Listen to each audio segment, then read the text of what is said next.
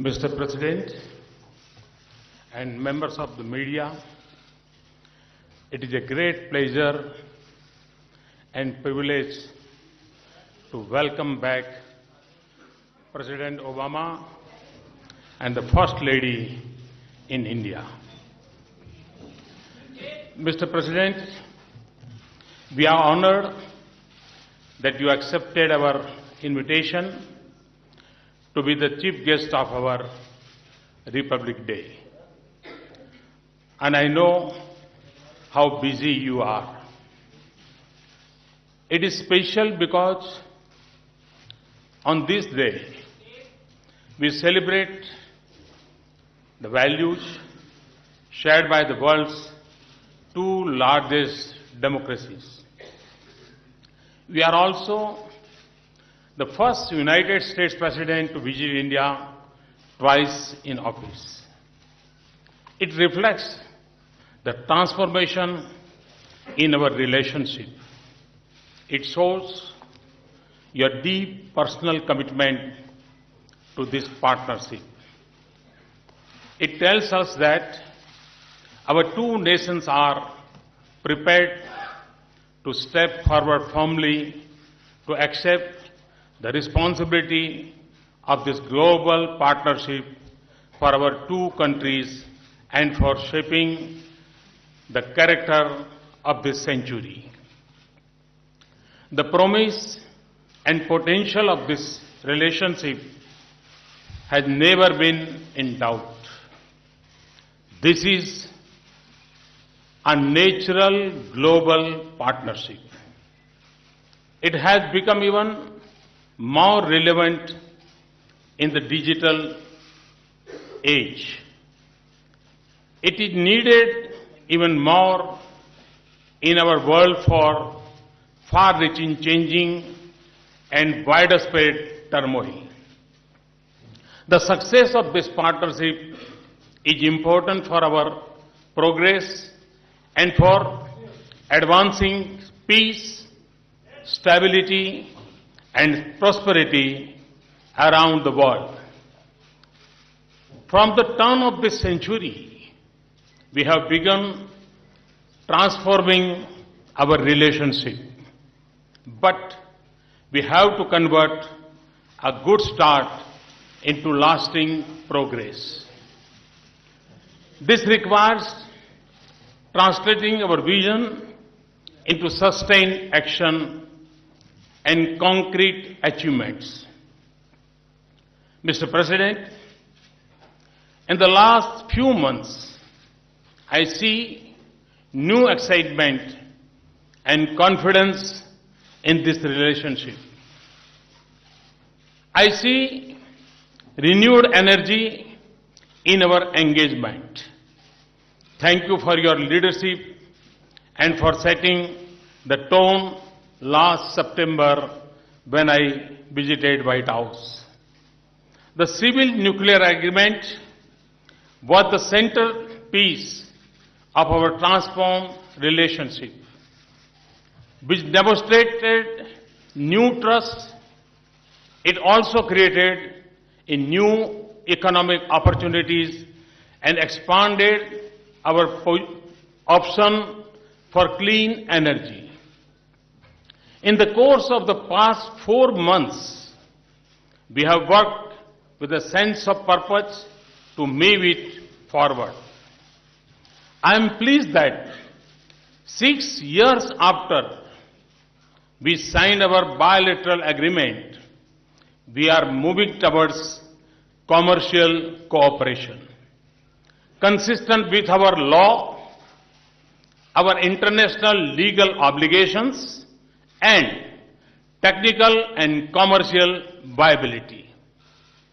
President Obama has also assured me of strong U.S. efforts in support of India's full membership of the 4 international export control regimes at earliest. Today, we also decided to take up our growing defense cooperation to the new level. We have agreed in principle to pursue co-development and co-production of specific advanced defense projects. This will help upgrade our domestic defense industry and expand the manufacturing sector in India. We will also explore cooperation in the area of advanced defense technologies. We have renewed our defense framework agreement. We will deepen our cooperation on maritime security. Terrorism remains a principal global threat. It is taking on a new character even as existing challenges persist. We agreed that we need a comprehensive global strategy and approach to combat with it. There should be no distinction between terrorist groups. Every country must fulfill its commitment to eliminate terrorists, safe havens, and bring terrorists to justice. Our two countries will deepen our bilateral security cooperation against terrorist groups, and we will further enhance our counter-terrorism capabilities, including in the area of technology. President Obama and I agree that a strong and growing economic relationship is vital for the success of our strategic partnership. Economic growth in our two countries is becoming stronger. Our business climate is improving. This gives me a great optimism about our economic ties.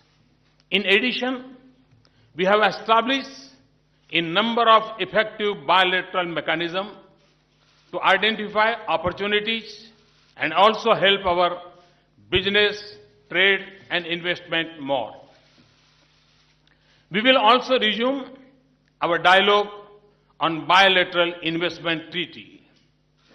We will also restart discussions on social security agreement that is so important for the hundreds of thousands of Indian professionals working in the United States.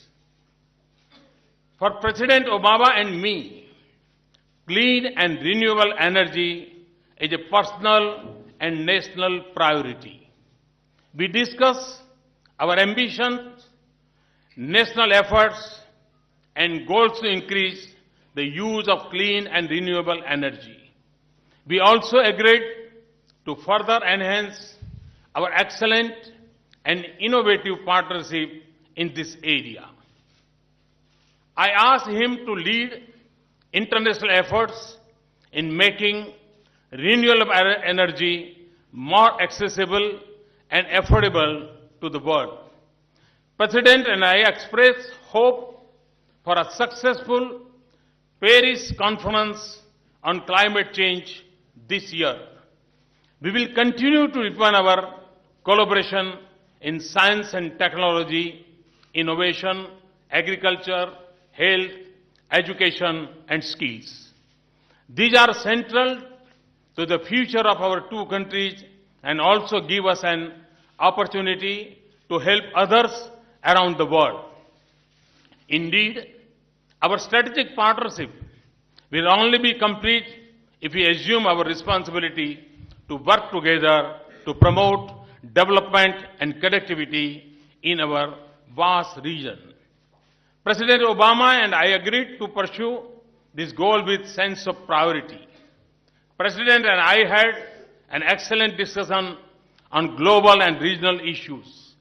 In particularly, we renewed our commitment to deepen our cooperation to advance peace, stability, prosperity in Asia, Pacific and Indian Ocean region, which is critical for the future of our two countries and the destiny of this world.